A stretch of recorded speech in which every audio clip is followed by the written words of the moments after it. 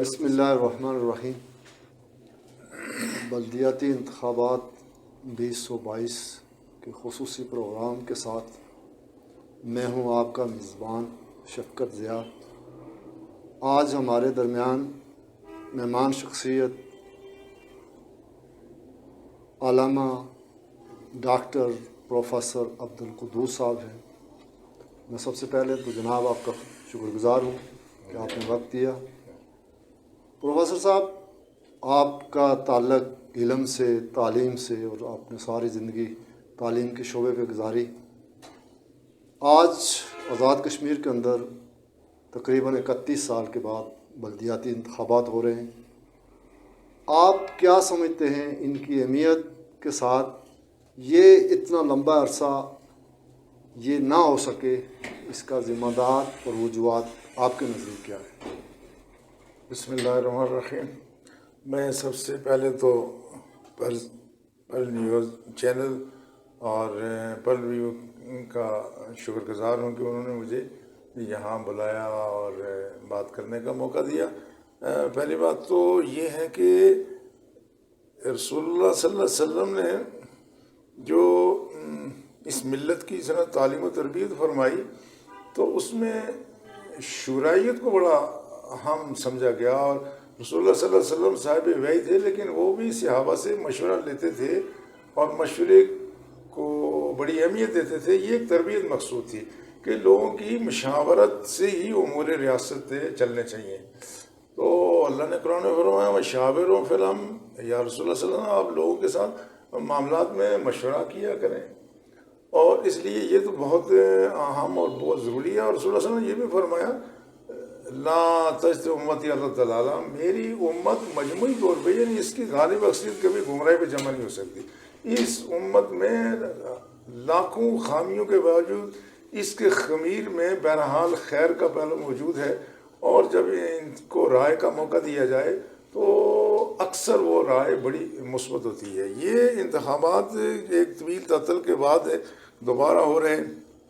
اب یہ اتنا تعطل کیوں ہوا؟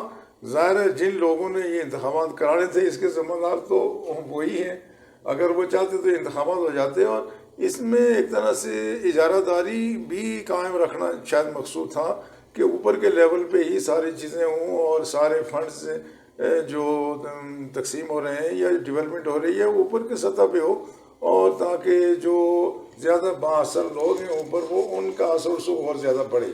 تو اب بہرحال جیسے بھی ہوا اب یہ سلسلہ شروع ہو گیا، اور یہ بڑا مستحسن اقدام ہے اور اس سے بھرپور ہے لوگوں کو فائدہ اٹھا کے اپنی رائے دینی چاہیے۔ ڈاکٹر صاحب، اسلام ایک مکمل ضابطہ حیات ہے، وہ اس حوالے سے ہماری کیا رہنمائی کرتا ہے کہ ایک ووٹر کو کیسے لوگوں کا انتخاب کرنا چاہیے؟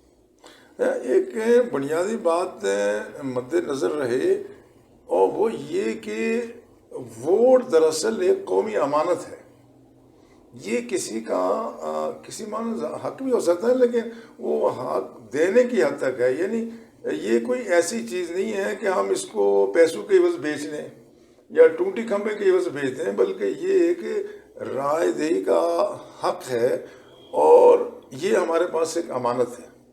اور قرآن میں واضح طور پہ کہا گیا ان اللہ یامرکم ان تؤدوا الامانات الی اہلہا، اللہ تمہیں حکم دیتا ہے کہ امانتیں اہل لوگوں کو واپس کرو، امانتیں ان کے اہل لوگوں کو واپس کرو۔ اور یہ چونکہ بنیادی طور پہ ووٹ کا حق یہ قوم کی امانت ہے، اس لیے اس کو اہل لوگوں تک ہی پہنچانا چاہیے۔ اب یہ اس کے پھر آگے بنیادی طور پہ تو یہ امانت ہے، اگلے مرحلے پہ اس کے اور کئی پہلو نکلتے ہیں۔ پہلی بات یہ ہے کہ ہم گویا ایک طرح سے اس میں شہادت کا پہلو بھی ہے کہ ہم اپنے ووٹ کے ذریعے سے یہ گواہی دے رہے ہیں کہ ہماری دانست میں فلاں آدمی یہ ہماری نمائندگی کا زیادہ اہل ہے، ہم اس کی نیکی، خیر اور دیانتداری کی گواہی دے رہے ہیں۔ تو ظاہر ہے اگر ہماری گواہی غلط ہوگی، ہم نے یہ جاننے کے باوجود کہ کوئی آدمی وہ دیانتدار نہیں ہے اس معنی میں، جو ہمارے لوگوں کو جانچنے پرکھنے کا جو معیار ہے یا اس کا ماضی ہے اسی سے دیکھا جا سکتا ہے، تو پھر گویا پھر ہم اس امانت میں بھی خیانت کے مرتکب ہو رہے ہیں اور ہم شہادت بھی غلط دے رہے ہیں۔ اچھا، اس میں دوسرا پہلو یہ وکالت کا بھی ہے. وکالت کا مطلب یہ ہوا کہ ہم نے اپنا جو ایک حق تھا ریاست کے امور چلانے کا وہ ایک شخص کو منتقل کر رہے ہیں کہ وہ ہمارا وکیل ہوگا ملک کی تعمیر میں، ملک کی ترقی میں، اور جو اپنے اپنے سطح پہ جو بھی فیصلہ ہوگا فیصلہ سازی میں وہ ہمارا وکیل بھی ہوگا. تو ہم اگر اپنے انفرادی معاملات میں کسی شخص کو جس کو ہم کمپیٹنٹ سمجھے اس کو وکیل نہیں بناتے، تو ہم ریاست کے معاملے میں اگر وکیل بنا رہے ہیں تو گویا ہم اپنی اس سے ذمہ داری کو محسوس نہیں کر رہے. تو اگر ان دو پہلوؤں کو سامنے رکھا جائے کہ یہ ایک طرح سے امانت ہے اور یہ دوسرے کے حق میں شہادت بھی ہے اور وکالت کے بھی ہم اس کو فرائض اور حقوق تفویض کر رہے ہیں، تو پھر ظاہر ہے ووٹر بہت احتیاط سے اس کا استعمال کرے گا. اور جب یہ احتیاط سے استعمال ہوگا اچھے لوگ اس میں آئیں گے، ظاہر ہماری نمائندگی اچھی ہوگی. ہمارے یہاں یہ تصور ہے کہ ووٹ کسی کا ذاتی حق ہے اور وہ چاہے تو وہ پیسوں کے عوض یا سہولتوں کے عوض یا ذاتی تعلقات کی بنیاد پر بھی وہ لوگ ووٹ کا سمجھے فلاں آدمی سے ہمارا تعلق واسطہ ہے، فلاں سے رشتہ داری ہے، کنبہ قبیلہ برادری. تو کنبہ قبیلہ برادری کو اگر سامنے رکھ کر کے یہ حق استعمال کیا جائے تو یہ ایک طرح سے اس میں خیانت ہوگی اور بددیانتی ہوگی. ڈاکٹر صاحب، ایسے لوگ کہ جنہیں ہم جانتے ہوں کہ وہ دین کے احکامات پہ عمل نہیں کر رہے، جیسے نماز جیسے بنیادی فرض کو ادا نہیں کرتے، اسی طرح دوسری قباحتوں کے اندر مبتلا ہے، تو کیا ایسے لوگوں کو ووٹ دینے سے انسان گنہگار ہوگا؟ اس میں جو رسول اللہ صلی اللہ علیہ وسلم جو تربیت دی ہے نا، اس میں یہ جو ریاست کے معاملات ہیں یہ اس میں قیادت، یہ اس کو امامت کبریٰ سمجھا جاتا ہے. یہ ہماری جو نمازوں کی امامت ہے یہ امامت صغریٰ ہے، اور دراصل وہی نمازوں سے ہی ہماری ایک اجتماعی زندگی کے لیے ایک تربیت مقصود ہوتی ہے کہ جس طرح ہم نمازوں میں آتے ہیں ایک دوسرے سے تعلق قائم ہوتا ہے. ہم نماز جب ادا کرتے ہیں تو ہم اس طرح سے ادا کرتے ہیں کہ ہماری نماز اگرچہ اللہ کا ذکر ہی ہے مگر پھر بھی ہم اتنے زور سے نماز میں قرت نہیں کر سکتے کہ جسے دوسرے آدمی کی نماز متاثر ہوتی ہے. تو اجتماعی زندگی کے لیے ایک تربیت کا نظام ہے. لیکن ساتھ ساتھ یہ پہلو بھی ہے کہ جس طرح امامت صغریٰ میں ایک میرٹ ہے یہ کہ جناب وہ آدمی اچھا قرآن سے ہی پڑھتا ہو، عالم ہو، اور اس کے بعد مختلف اس کے علم ہے، تقویٰ ہے، پرہیزگاری ہے، عمر ہے، یہ ساری چیزیں. تو جس طرح وہاں ایک میرٹ ہے اسی طرح سے امامت کبریٰ کے لیے تو بدرجہ اولیٰ میرٹ ہے.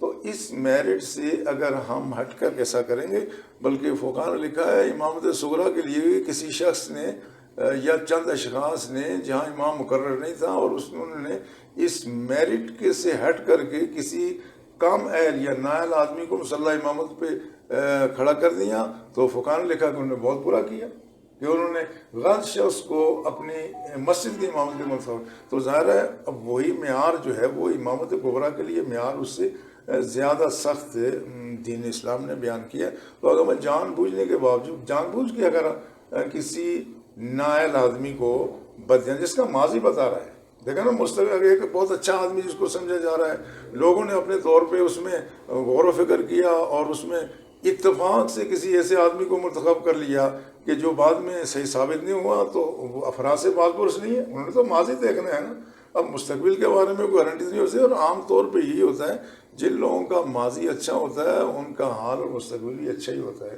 اور جو ماضی میں بددیانت رہیں، کرپٹ رہیں، اور وہ ان کے مستقبل کے بارے میں بھی کوئی ضمانت نہیں حاصل کی جا سکتی، اور غالب امکان یہ ہوتا ہے کہ انہوں نے آگے بھی وہی کچھ کرنا ہے. تو دیکھیں اگر ہم کسی کو اس منصب پر پہنچانے کا ذریعہ بن رہے ہیں تو قرآن نے کہا نا وَتَعَاوَنُوا عَلَى الْبِرِّ وَالتَّقْوَىٰ وَلَا تَعَاوَنُوا عَلَى الْإِثْمِ وَالْعُدْوَانِ، تو تم نیکی کے کام میں تعاون کرو، برائی میں تعاون نہ کرو. تو گویا ہم اس میں اعانت جرم میں ہم شریک ہو رہے ہیں. یعنی ہم نے اعانت کی ووٹ کے ذریعے سے دوسرے کو موقع فراہم کیا. تو جس طرح ہمارے مروجہ قانون میں بھی ہے، ابیٹمنٹ کا ایک قانون ہے، اعانت جرم ہے. اعانت جرم ہے جس کو کہتے ہیں سہولت کار. تو ہم کو سہولت کار ہو گئے کہ شخص کو ہم نے موقع فراہم کیا اس کا ماضی جاننے کے باوجود کہ وہ پھر آ کے وہی چیزیں دہرائے. تو ہم اس میں یقیناً مجرم ہیں اور انداللہ یقیناً اس پہ بات پرس ہوگی. بس کہ شیخ عبد القادر جیلانی نے ایک جگہ خلیفہ کو جب اس نے کوئی ایک شخص کو اپنا مشیر یا وزیر مقرر کیا تو انہوں نے آپ نے ان کو اس کو خط لکھا اور لکھا کہ تم نے ایک اظلم الظالمین کو لوگوں کے سروں پہ مسلط کیا تو محکم الحاکمین کو کیا منہ دکھاؤ گے. تو جس طرح کوئی اگر بادشاہ کسی کو بد کردار بد اخلاق ظالم شخص کو اپنا مشیر بنا لے تو انہوں نے فرمایا کہ تم محکم الحاکمین کو کیا منہ دکھاؤ گے, اتنے ظالم آدمی کو تم نے یہ منصب دے دیا ہے. تو اس طرح اگر عوام بھی اس طرح سے کریں گے, لوگ اپنا ووٹ صحیح استعمال نہیں کریں گے جاننے کے باوجود, تو یقیناً ہم اعانت جرم میں اس میں معامل بنے شریک ہوئے اور انداللہ یقیناً اس پہ بھی مواخذہ ہوگا.